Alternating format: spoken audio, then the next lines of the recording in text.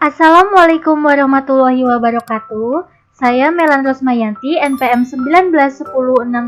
19106310201121 dari kelas 5E Perilaku Organisasi akan menyampaikan materi mengenai komunikasi dalam organisasi. Sebelumnya, saya ingin mengucapkan terima kasih kepada Ibu Novian Ekawati selaku dosen pembimbing perilaku organisasi.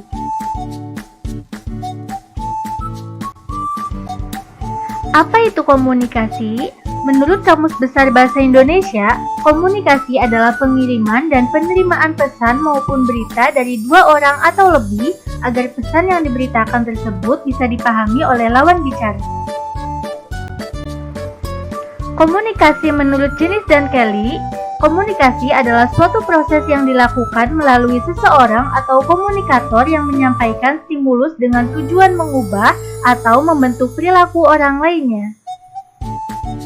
Sedangkan untuk pengertian organisasi sendiri menurut Stephen Robbins, organisasi merupakan kelompok atau kesatuan dalam kehidupan sosial yang dikoordinasikan serta dilakukan dengan sadar yang dibatasi oleh hal relatif yang dapat diidentifikasikan. Sedangkan Thomson mengemukakan pendapat bahwa organisasi merupakan paduan antara beberapa anggota khusus dan sifatnya sangat rasional serta impersonal.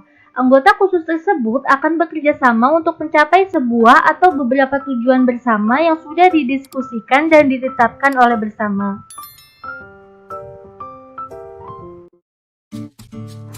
Komunikasi organisasi merupakan sebuah proses yang terjadi dalam suatu organisasi berupa penyampaian, penerimaan, serta pertukaran informasi dan pesan yang dilakukan untuk mencapai suatu tujuan tertentu yang sudah ditetapkan oleh bersama. Selanjutnya adalah teori-teori dalam organisasi. Teori yang pertama adalah teori struktural klasik. Teori ini menjelaskan bahwa organisasi digambarkan sebagai sebuah lembaga yang sentral akan tugas-tugasnya, serta memberikan petunjuk mekanis strukturalnya yang bersifat kaku, monoton, dan tanpa inovatif. Terdapat 4 kondisi pokok dari teori ini, yaitu kekuasaan, saling melayani, doktrin, dan disiplin. Teori yang kedua adalah teori neoklasik. Teori ini diperkenalkan oleh Elton Mayo dan muncul karena adanya ketidakpuasan dengan teori klasik. Teori neoklasik mengacu pada pentingnya aspek psikologis serta sosial karyawan sebagai seorang individu atau kelompok kerja. Teori ini telah dipastikan melalui percobaan yang dilakukan oleh Elton di pabrik Hawthorne pada tahun 1924. Hasil percobaan tersebut memperoleh kesimpulan bahwa penting memperhatikan upah intensif serta kondisi kerja karyawan untuk meningkatkan produktivitas kerja. Teori yang ketiga adalah teori fusi. Teori ini diperkenalkan oleh Beck dan pada tahun 1957 Argyris menyempurnakan pendapat Beck. Beck berpendapat bahwa organisasi pada tahap-tahap tertentu akan mempengaruhi seorang individu, sementara pada saat yang sama pula individu memberikan pengaruh pada organisasi yang diperkenalkan oleh organisasi. Fenomena tersebut menyebabkan pegawai-pegawai menunjukkan ciri-ciri membentuk organisasi atau berorganisasi. Setiap jabatan yang dimiliki oleh pegawai menunjukkan keunikan serta memiliki ciri khas masing-masing organisasinya, sehingga dapat dimodifikasikan sesuai minat dan bakat khusus pegawai atau individu tersebut. Teori yang keempat adalah teori peniti penyambung.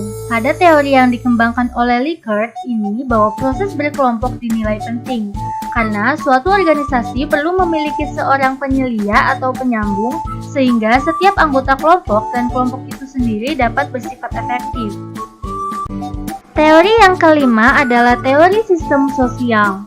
Teori satu ini menyatakan bahwa hubungan antara manusia memungkinkan suatu organisasi dapat bertahan lebih lama daripada orang-orang yang ada di dalamnya.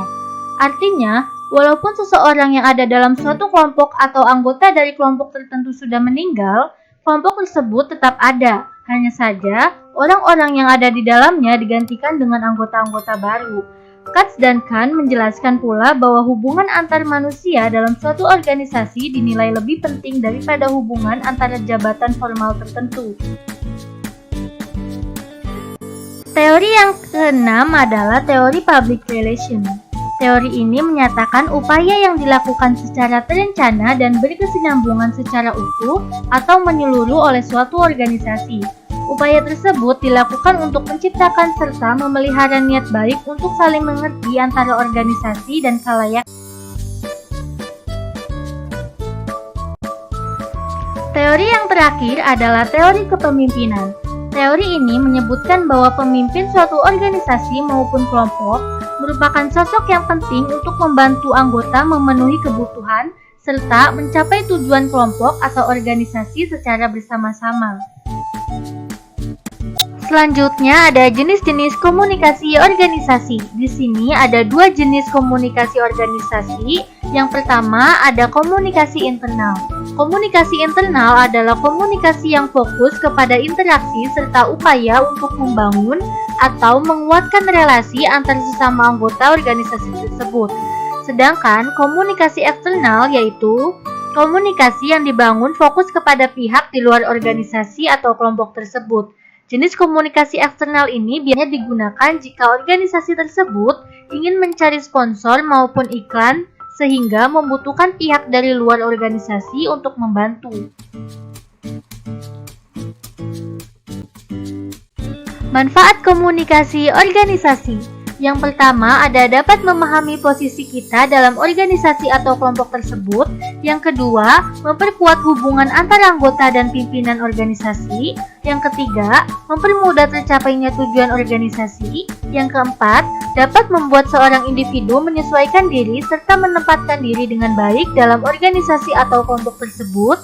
Yang kelima, mengetahui tugas seorang pemimpin dan anggota dalam suatu organisasi. Fungsi komunikasi. Yang pertama ada informatif. Organisasi bertindak sebagai suatu sistem yang memproses informasi. Proses informasi yang hadir dalam organisasi tersebut diharapkan mampu memberikan dan menerima informasi dengan baik untuk tercapainya kelancaran dalam organisasi tersebut. Yang kedua ada regulatif. Komunikasi organisasi ini diharapkan dapat memperlancar peraturan serta pedoman yang telah ditetapkan oleh anggota dan pemimpin organisasi tersebut. Yang ketiga ada persuasif. Fungsi ini dilakukan oleh pemimpin organisasi untuk mempersuasi anggotanya daripada memerintah anggotanya untuk melakukan sesuatu. Yang keempat ada integratif. Fungsi ini berkaitan dengan penyediaan saluran atau hal-hal yang dapat mempermudah anggota organisasi untuk melakukan dan melaksanakan tugas tertentu dengan baik. Selanjutnya ada konsep komunikasi organisasi menurut Goldhaber. Yang pertama ada proses. Konsep proses merupakan sistem yang dibutuhkan untuk menciptakan dan saling menukar pesan antar anggota. Yang kedua ada pesan. Pesan adalah yang penting dalam organisasi. Individu yang hadir dalam organisasi tersebut haruslah memperhatikan bagaimana cara mengirimkan, menerima pesan sehingga pesan atau informasi tersebut dapat diterima dengan baik oleh individu lain dan tidak menyebabkan kesalahpahaman antar individu. Yang ketiga adalah jaringan. Organisasi merupakan jaringan di dalamnya ada individu yang membentuk jaringan-jaringan tersebut baik di dalam maupun di luar organisasi. Oleh karena itu, setiap jaringan atau individu yang menduduki jabatan tertentu akan menjalankan tugas serta melaksanakan fungsi jabatannya masing-masing dalam organisasi. Yang keempat adalah saling bergantung.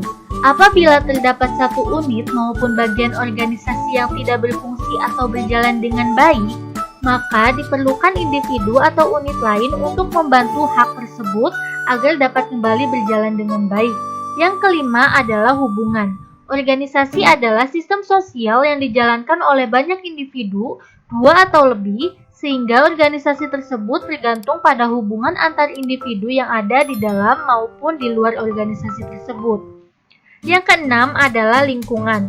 Fungsi lingkungan ini dapat dibedakan menjadi dua, yaitu lingkungan internal dan eksternal organisasi yang mempengaruhi keputusan yang diambil di dalam. Yang ketujuh adalah ketidakpastian. Fungsi ini berguna untuk memenuhi kesediaan informasi maupun pesan yang tersedia dan diharapkan dalam organisasi. Sekian yang dapat saya sampaikan, semoga bermanfaat. Kurang lebihnya saya mohon maaf. Wassalamualaikum warahmatullahi wabarakatuh.